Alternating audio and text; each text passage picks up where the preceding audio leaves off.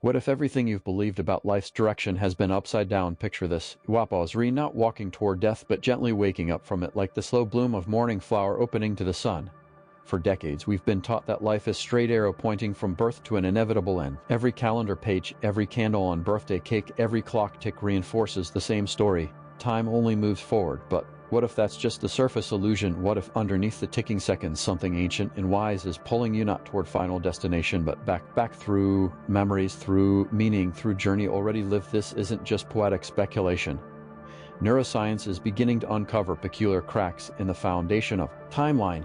Have you ever experienced déjà vu, flash of recognition so vivid it stops you in your tracks? Researchers at Colorado State University in MIT have found that déjà vu is not just neurological hiccup but may stem from the brain this effort to reconcile present experience with memory templates. It's as if the brain is trying to remember something it hasn't yet lived. And isn't that what aging often feels like? Loop spiral where you find yourself drawn to moments, places, and people that echo something deeper than simple nostalgia. When we age, the structure of the brain changes, yes, but more importantly, how we remember begins to shift. Studies in cognitive psychology have shown older adults tend to rely more on just memory than on specific details. While this is often framed as decline, it may actually suggest something far more profound. A movement toward symbolic recognition rather than raw data collection. Perhaps we are not losing memories but moving toward the essence of them. The soul, if we dare to use that word in an age of science, might not be degrading, it may be condensing, preparing to recall what truly matters.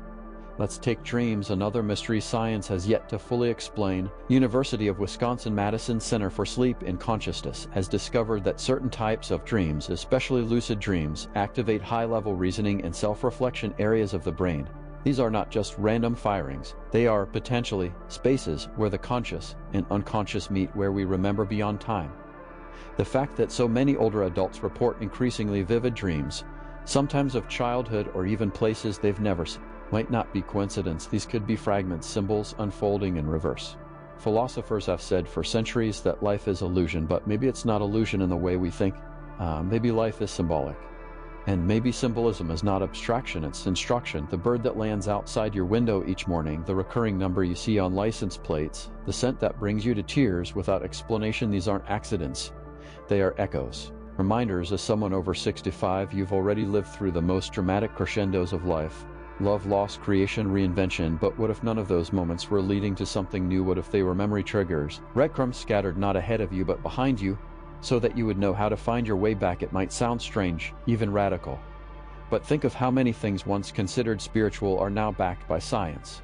Meditation was once dismissed as fringe mysticism. Now it's shown to reduce inflammation, improve cardiovascular health, and even slow brain aging. Could the same be true of this deeper remembering? There is power in asking yourself questions instead of, what do I still want to achieve? Try asking, what am I trying to remember? Instead of chasing bucket lists, notice what keeps coming back into your awareness. Those recurring themes, relationships, and longings. They may be part of the reverse thread, the spiral staircase that carries you upward by guiding you inward. To live with this awareness doesn't mean abandoning reason. It means opening to richer form of logic, soul logic. Pay attention to what stirs something indescribable in you. Trust the moments that don't make sense but won't leave you alone. And above all, begin to treat your experiences not as random but as reflections. You don't have to unravel the entire mystery in one breath. You only need to begin noticing what's calling for remembrance, because in this stage of life, perhaps the most important journey isn't forward, it's inward. It's not about who you will become, but about what you are beginning to remember.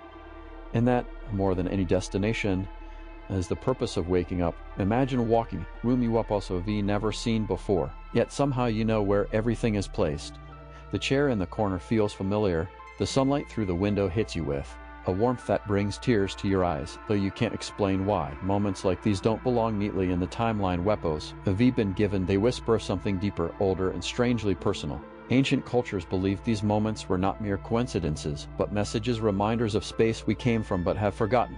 The Tibetan Book of the Dead, written over 1,000 years ago, doesn't describe death as an end but this process. Symbolic journey the soul takes through illusion, recognition, and forgetting. It speaks of 49 days in the bardo, liminal state between death and rebirth, where the soul meets visions of gods and demons. But according to modern scholars like Francesca Fremantle and neurologists like Dr. Stanislav Grof, these gods and demons may actually be symbolic representations of our own psychological patterns, our fears, attachments, and regrets reflected back to us. They are not monsters, but mirrors. Even Carl Jung, one of the most respected minds bridging psychology and philosophy, suggested that what we meet in altered states, whether dreams, deep meditation, or near-death experiences, are archetypes stored in the collective unconscious. They are not hallucinations, but ancient structures of meaning. Jung argued that these archetypes guide us through transformation, and they often reappear later in life when we are psychologically ready to integrate what we couldn't understand. This is particularly important for those in their later years. Research from Harvard Medical School has shown that as the prefrontal cortex begins to thin with age, people become less fixated on rigid logic and more open to symbolic and emotional interpretation. This isn't decline. It's evolution. It's the brain preparing for deeper understanding through pattern, poetry, and resonance rather than mere facts. You might wonder what this means for daily life. It means that when dream pulls you into forgotten city, where this feel familiar, it's worth paying attention. When conversation echoes something you heard decades ago, pause and ask why it's returning now. When strangers' eyes bring an unexplainable grief or joy, trust that your memory may be older than this life. You are not losing clarity, you are regaining different kind of sight, the vision of meaning. Practically speaking, this is where meditation becomes more than relaxation. It becomes a tool of remembrance, and not just of your past, this lifetime, but of the symbolic journey your consciousness has taken through many thresholds. Practices like yoga nidra, deep breathwork, or even journaling after dreams can stir these echoes awake. Neuroscientists like Dr. Andrew Huberman now confirm that practices involving conscious breath and intention physically alter brain waves, shifting them from beta to theta, the state most associated with deep memory, emotion, and spiritual insight. This is not magic. This is the design of your nervous system. So what do you do with this knowledge first? Begin to notice. Keep small notebook beside your bed. Write down the dreams that linger. Modern neuroscience and ancient philosophy are finally beginning to agree on something long suspected by mystics and elders alike. Memory is not just a storage of past events, but a field, a living process that can be activated, shaped, and reawakened. Studies by neurologists like Dr. Michael Persinger show that the brain is not limited to linear memory but is responsive to emotional and symbolic cues, especially in the right temporal lobe. Lights up when subjects experience spiritual epiphanies, vivid dreams, or sudden waves of recognition. These are the brain's reminders that not all knowing comes from conscious recall. Some truths lie deeper than language. Consider the phenomenon of musical memory. Even individuals with severe dementia, who no longer recognize their own families, can often sing entire songs from their childhood. Why? Because music bypasses the frontal cortex and accesses emotional centers like the amygdala and hippocampus, tapping into a more primal layer of memory. This isn't just trivia, it's instruction. It means that feelings, symbols, and sensations carry memory more reliably than facts. It means that the tug in your chest when you certain melody or smell certain flower is not just nostalgia. It is memory encoded in your body, calling you to remember not just what happened, but who you are. This is why dreams grow louder in later life, and why synchronicities, those meaningful coincidences that seem to appear at just the right moment, begin to multiply. The system of forgetting that life imposes begins to weaken, and the buried memory starts to seep through the cracks. The ache you feel is not emptiness, it is recognition struggling to surface. From a philosophical standpoint, the ancient Stoics believed that wisdom comes not from acquiring new knowledge but from remembering what the soul already knows. Plato went further, suggesting all learning is remembrance, a process of recalling truths the soul encountered before entering the body. While these ideas may sound abstract, they offer powerful clarity when you apply them to daily life. Think of the moments when you suddenly feel seen by a stranger, when a line in a book or a glance from a child stops you in your tracks. These are not coincidences. They are symbols triggering recognition, and in this stage of life, the recognition becomes more available, more urgent, more essential. So what can you do? Begin by treating your inner world with the same seriousness you've given to your outer achievements. Create small ritual each day to honor them, not as list of events, but as flow of meaning. Light candle and recall feeling, face dream. Write down the images that rise without judgment. Listen for patterns. If certain themes return again and again, water, birds, stairs, old houses, ask yourself what they could symbolize for your deeper self. Don't analyze to death. Just pay attention, because attention is the beginning of remembering. Also begin to speak the language of metaphor. If something feels like door, mirror, storm, honor that. The subconscious speaks in symbols, not bullet points, and those symbols are your keys, and perhaps most importantly, allow emotion to be your compass. If a moment moves you to tears or laughter for no clear reason, lean into it. Emotion is memory's flashlight. It illuminates what your conscious mind has forgotten, but your soul still remembers. Whether it's through music, dreams, stories, or symbols, memory is reaching out to you, not as list of what was lost, but as map of what can still be found, and not to relive but to reintegrate it, because you are not just aging, you are unraveling the story backward, and the more you pay attention, the more you will see that your life is not drifting toward an unknown ending, but guiding you moment by moment back toward truth your soul never meant to forget. The question that rises now is simple but profound. If remembering is the true purpose of life's second half, how do we begin to remember? How do we as individuals, shaped by decades of routine, responsibility, and repetition, begin to unravel the deeper truth hiding beneath the surface of our days? The answer lies not in chasing something grand or mystical, but in returning to the art of paying attention. In recent years, scientists like Dr. M.H.A. from the University of Miami have demonstrated through cognitive research that attention is not just passive function of the mind, but an active force that shapes how memory is formed and recalled. Attention is neuroplastic. It can be trained, redirected, and refined. Even in late life, this means that the first step to awakening your deeper memory is not adding more knowledge, but deepening the quality of your awareness. If you wake up and begin your day on autopilot, the day passes you. But if you pause, breathe, and actually feel the temperature of the morning air, notice the quality of the light, taste your tea instead of rushing through it, you have already begun the practice of remembrance. You are saying to your soul, I am here, I'm paying attention, show me what I forgot. Neuroscience supports this practice.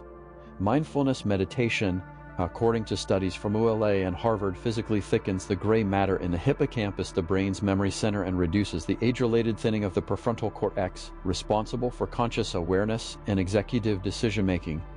And the beauty of it is, you don't need to sit in silence for an hour to benefit. By even 5 minutes a day of focused breathing, intentional reflection, or journaling can open up door. The door may not reveal fireworks or divine visions, but it will begin to show you patterns. And it's in those patterns that the map of remembrance begins to form. The same emotions that rise in different situations, the recurring dreams that seem absurd but keep returning, the quiet attraction to specific place or word or symbol, these are not noise, they are clues. And you begin to treat your life like living puzzle rather than a series of random events. Something incredible happens, meaning emerges. Philosophers like Soren Kierkegaard spoke of the leap of faith, but what we are speaking of here is the leap into awareness, the decision to start viewing your life symbolically rather than literally. This doesn't require you to believe in anything mystical. It simply asks that you become curious about your own experience. Why do you feel peace around water? Why did conversation with stranger leave you awake for hours? Why does the old hymn from childhood make you cry? Now, even though you don't believe in its theology anymore, these aren't accidents. These are invitations. The practical side of this is simple. Create daily space for noticing. Carry small notebook or use the voice recorder on your phone. When moment moves you or feels strangely meaningful, capture it. Don't try to understand it immediately. Understanding is the reward of continued attention, not its prerequisite. You can also begin to explore practices that slow you down. Breathwork, walking meditations, silent reading of poetry, even mindful cooking. These are all ways to shift your mind into the theta state, the same brainwave range associated with deep memory, intuitive insight, and creative recall. Scientists like Dr. Joe Dispenza have shown that when you pair focused state with elevated emotion, the brain and body enter a state of coherence. In this state, you are most likely to access what was once hidden, not because you force it, but because you've quieted the noise enough to hear. And don't underestimate the power of storytelling, telling your life story out loud. Especially to someone who listens deeply, reorganizes memory. Therapists use this in narrative therapy, but it's also an ancient practice found in every indigenous culture. When you give voice to your experience, you activate dormant regions of the brain, and often surprising images or emotions surface, not new but long buried. This is why memory is not just about the past, it is a living system that responds to invitation. So invite it, begin it with question like, what am I being shown today? Or what part of me is asking to be remembered? And then move slowly enough to notice what answers arise. What matters most is not your ability to decode every sign, but your willingness to look. Every moment of awareness weakens the illusion that life is linear chase toward death and strengthens the deeper truth that life is spiral of remembering. You do not need to become someone else. You only need to become more fully who you've always been beneath the forgetting. If you've lived 6 or 7 decades, then you already know that the most important things cannot be proven, but only felt. So trust the feeling, trust the pull, trust the symbols that return. Old friends, begin today.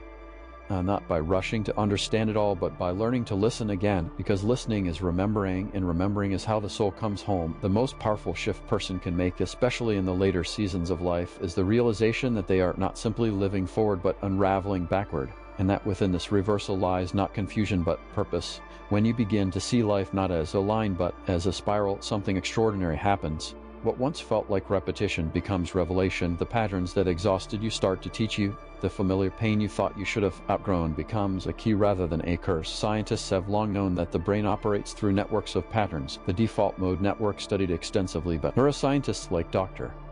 Marcus Rachel becomes more active when we rest, daydream, or reflect.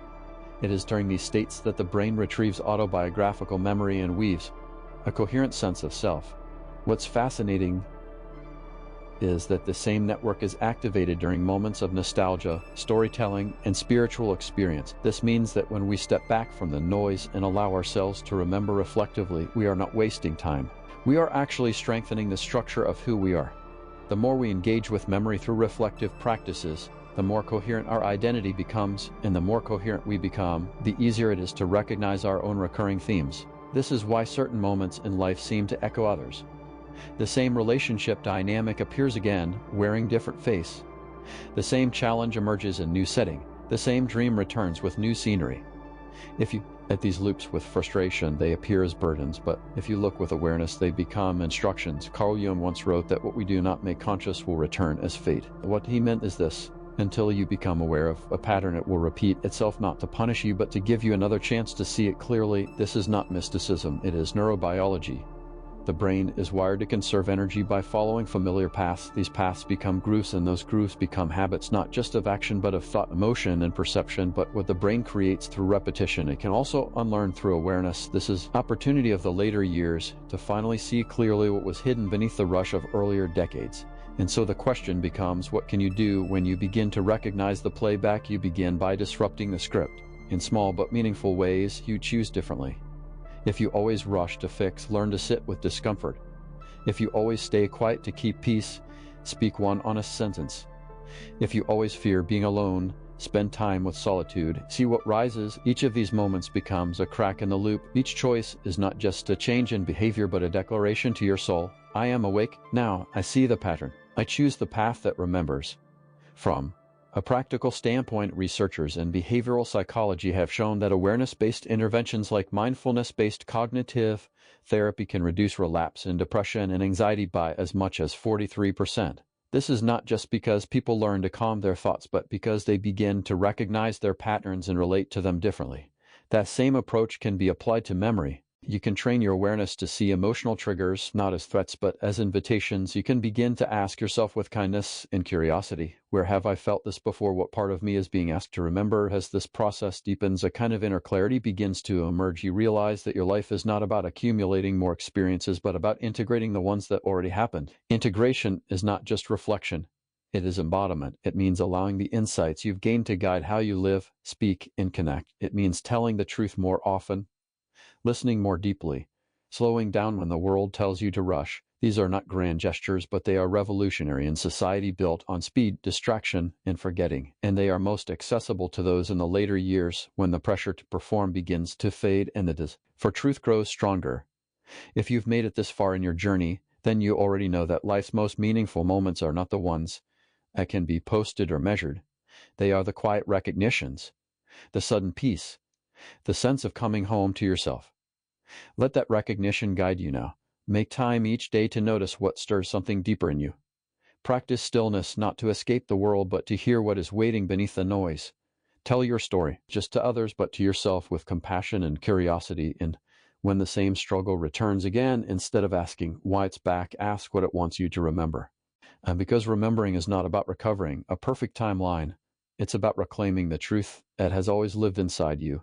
And in that truth, there is freedom, not just from the illusion of time, but from the fear that your life has passed you by. Nothing has been lost. Everything is returning. All you have to do is stay awake, stay present, and keep choosing the path that leads you back to yourself.